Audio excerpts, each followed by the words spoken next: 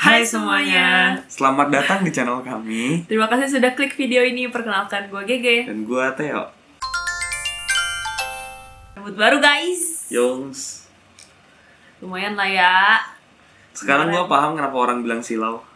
Karena emang silau. Mantul. Maafin ya. Oke, Dek. Ya. Lu kan sekarang kuliah di Bandung ya? Ya.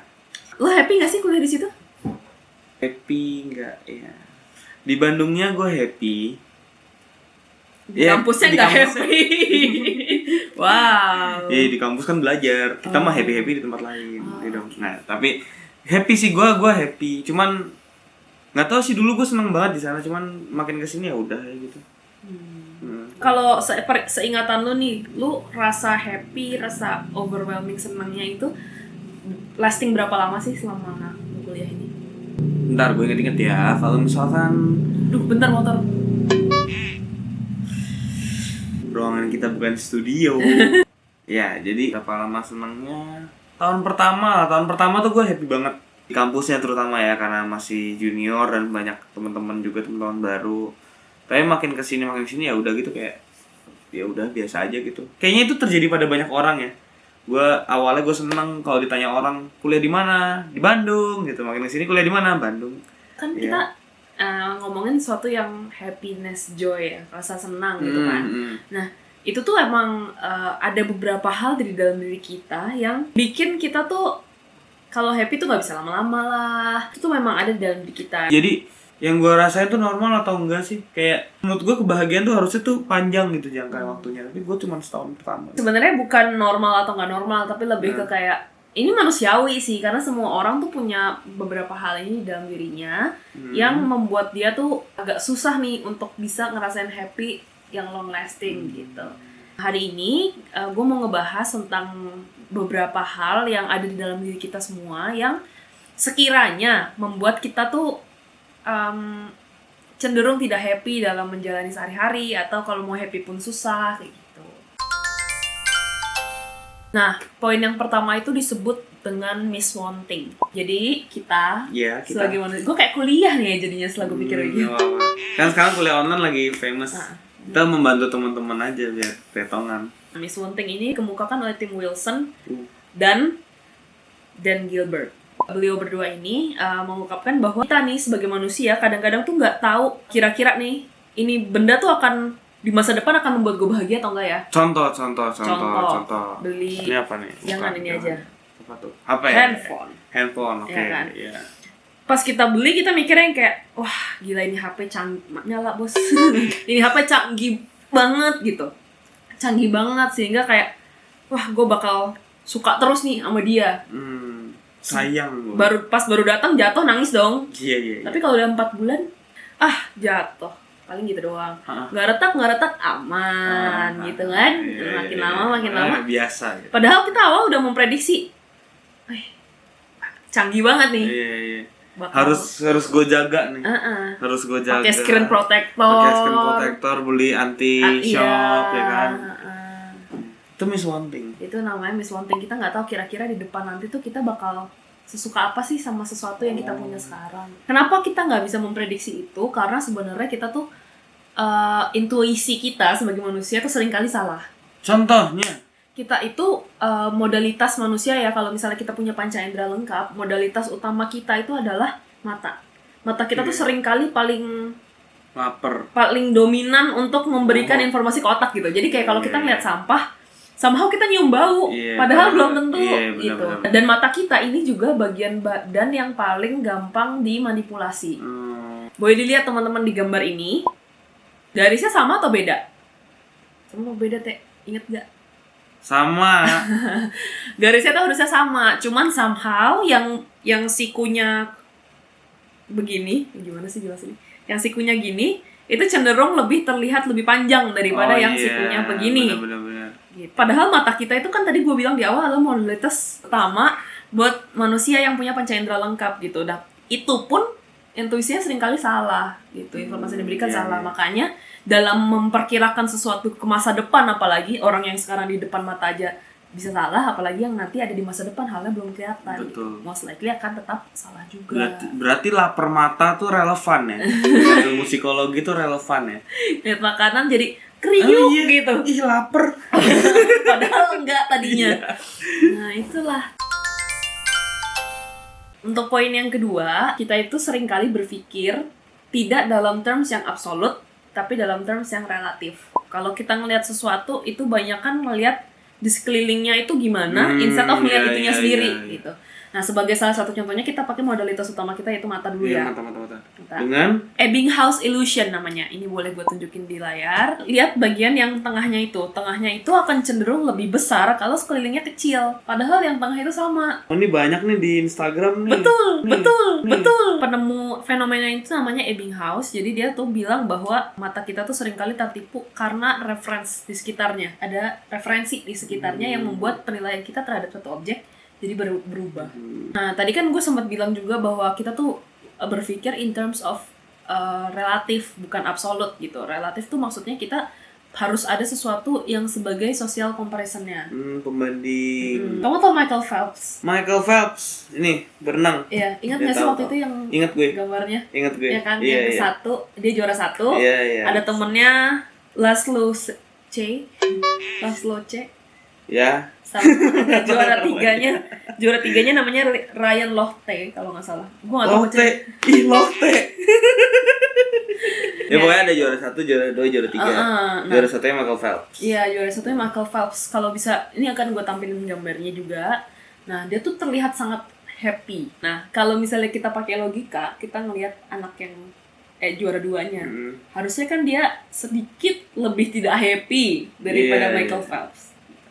Kalau ngelihat juara 3-nya, seharusnya dia sedikit lebih tidak happy dari yang juara 2. Iya kan? Tapi kenyataannya malah nggak kayak gitu. Di gambar ini beda ya. Dan itu di foto kan, jadi nggak bisa dimanipulasi, itu kan ekspresi natural. Ini akan gue tampilin juga, si juara 2 ini yang di sebelah sini itu justru cenderung tidak happy. Tuh. Dibanding juara 1 sama juara 3, kan aneh. Jadi kalau juara 1 happy lah, dia mendapatkan medali emas, dia bahagia, pasti dia kayak. Nah, kalau yang juara 2 di sini, dia tuh karena posisinya tuh hampir. Ini nih juara 1 hampir jadi posisi gua. Jadi social comparison-nya si juara 1. Kalau si juara 3 di sini kan kelihatan lebih happy, karena yang jadi social comparison dia tuh bukan juara 2 atau juara 1, tapi juara 4 ke bawah. Yang bahkan nggak naik podium gitu kan, kayak gua tuh hampir kayak mereka loh. Tapi gue selamat, jadi gue dapat medali gitu kan. Jadi ketika kita ada di satu posisi, sebenarnya kan kalau kita berpikir secara absolut, juara 2 harusnya jauh lebih happy daripada juara 3 dong. Tapi ternyata enggak, justru juara 3 yang terlihat lebih happy daripada juara 2 karena kita berpikirnya in terms of relative. Iya, betul. Berarti ibarat kata misalkan gue kuliah kan, nilai gue tuh B. Sebenarnya B itu baik kan, maksud gue lu udah lulus dengan nilai poin 3. Cuman terus ketika gue ngeliat teman-teman gue pada gue sedih. Gitulah kurang lebih ya. There's a saying yang bilang bahwa other people's stuff make us unhappy. Ketika kita melihat sesuatu, walaupun mungkin kita nggak membanding-bandingkan diri kita, bener. tapi itu terjadi secara kayak refleks gitu loh. Wah, gede gitu ya. Gajinya. Loh. Masuk poin yang ketiga, otak kita itu gampang terbiasa terhadap sesuatu. Kayak tadi yang contoh di awal tuh, yang Miss Wanting yang masalah handphone. Kita ngelihat handphone ini kayaknya canggih banget nih, gitu kan. Setelah 4 bulan, 5 bulan, 6 bulan punya handphone yang sama terus, kita jadi terbiasa sama kecanggihan handphone ini. Sehingga kecanggihan handphone itu nggak bikin kita yang kayak, wah, nggak kayak gitu lagi. Udah efek wahnya udah nggak ada. Kita akan kasih contoh lagi dengan menggunakan mata. Namanya perceptual adaptation. Apa tuh contohnya? Contohnya, pernah nggak mati lampu nih? Iya. Tuh gelap banget kan? Iya, betul. Terus tiba-tiba lampunya nyala. Yang lo lakukan apa? Gitu kan masih? Iya. Aduh, silau banget nih. Lah, kagak silau banget orang kalau ada lampu lo kagak kesilauan kan? Iya. Itu tuh kita udah terbiasa, udah beradaptasi dengan ruangan gelap. Alasan biologis yang menarik. Ketika aduh, terang banget. Padahal enggak. Nih sekarang aja kita nggak keterangan, nggak kesilauan kan? Gitu, biasa aja gitu. Ada istilah lain yang namanya adalah hedonic adaptation. Hedonic itu adalah sesuatu yang membuat kita senang. Hedon tuh kayak kesannya kayak shopaholic gitu. Padahal bukan gitu. Hedonic itu adalah sesuatu yang membuat kita senang. Berarti nggak salah ya orang hedon ya? Maksud Ya, gue karena itu tujuannya buat diri seneng. buat diri seneng ya. Ya betul. Nah, hedonic adaptation itu apa ya? Sama seperti perceptual adaptation, kita beradaptasi terhadap sesuatu yang bikin kita senang. Kayak pas denger anak kecil pertama kali ngomong. Pertama kali, mama. Wah, satu keluarga, emak, bapak, eyang, uti, semuanya happy kan. Kayak, wah dia udah bisa manggil mama. Tapi terus sebentar yang kayak, mama itu kenapa? Itu kenapa kayak gitu? Itu kenapa? Berisik banget ya anak nih. Padahal sama, nih anak ngelakuin justru malah tambah pinter kan. Tapi karena kita udah beradaptasi sama kepintaran itu, ini anak bisa ngomong. Ini anak bisa ngomong satu kata, bisa ngomong satu kalimat, bisa nanya, lama-lama nyebelin ya. Gitu. Padahal awalnya happy, tapi makin lama makin happy-nya makin turun, lama-lama jadi kayak berisik banget, oh my god gitu kan. Apalagi pas tiba-tiba anaknya belajar ngomong ngomong sulit nih. Emang.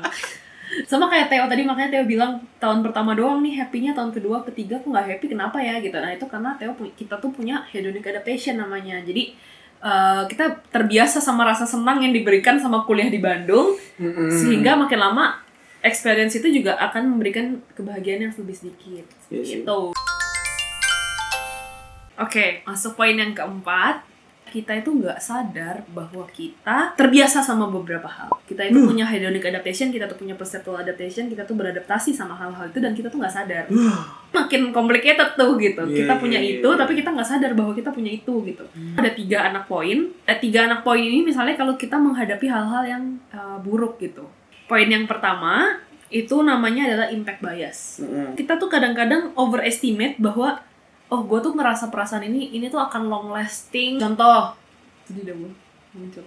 Gue nggak lulus sidang skripsi, kan? Saya pernah nggak lulus sidang skripsi teman-teman. Dan itu bagian dari hidup. Iya. Tidak boleh dilupakan. Biar bisa sharing. Biar bisa sharing, biar bisa memberi inspirasi bagi teman-teman.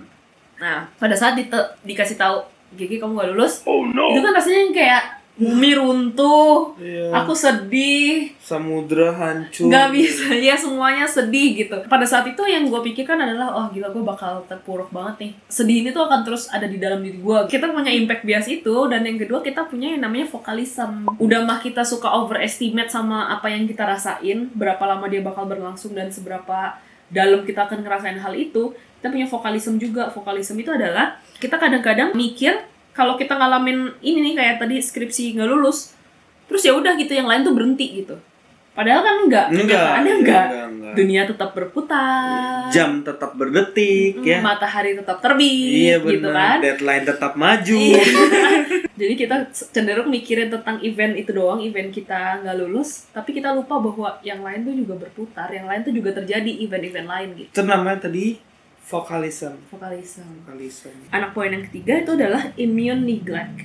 Udah mah kita suka overestimate, kita kadang-kadang mikirin event itu doang, kagak mikirin yang lain juga bergerak. Yang ketiga kita tuh suka nggak sadar bahwa kita itu sebenarnya tuh bisa beradaptasi sama hal itu gitu. Jadi nggak cuman happiness doang yang bisa kita beradaptasi, sedih itu juga kita bisa beradaptasi. Seperti halnya imunitas. Iya, kayak imunitas kita tuh punya imunitas sebenarnya gitu, bahwa kita tuh akan punya kekuatan untuk bangun lagi besok paginya dan mengerjakan beberapa hal yang harus kita kerjakan gitu. Itu tuh kita lupa bahwa kita bisa sebenarnya gitu. Kita bisa makan seperti biasa, minum seperti biasa. Itu kadang-kadang kita lupa karena kita terlalu fokus sama hal-hal yang yaitu yang menyedihkan buat kita gitu. Tujuan kami menceritakan tentang 4 fitur ini adalah supaya teman-teman tuh pertama klik dulu nih, bahwa kita tuh punya 4 hal ini, sehingga kita nanti bisa sama-sama mendiskusikan tentang apa yang bisa kita lakukan untuk menghindari 4 ini terjadi sama kita gitu. Tapi empat hal ini manusiawi ya? Manusiawi banget. Dan alami. Semua ngalamin, dan keperluannya adalah untuk sadar bahwa ada 4 hal ini. Terus bagaimana dong cara kita biar bisa bahagia? Ada caranya. Tidak di video ini dong, panjang banget nanti. Udah capek, udah gitu tadi kita. Ya kurang lebih begitu. Maaf kalau tidak terlalu lucu ya teman-teman, ini memang serius topiknya. Serius topiknya. Tadi gue tuh mau lucu tapi nggak ini ilmiah.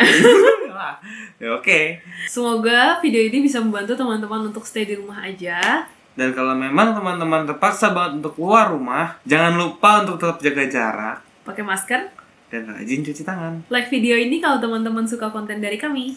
Dan di subscribe channel kami, Sibling Sableng. Dinyalain notifikasinya biar teman-teman tetap tahu kabar-kabar dan video-video baru dari kami. Akhir kata, kami ingin mengucapkan bye-bye.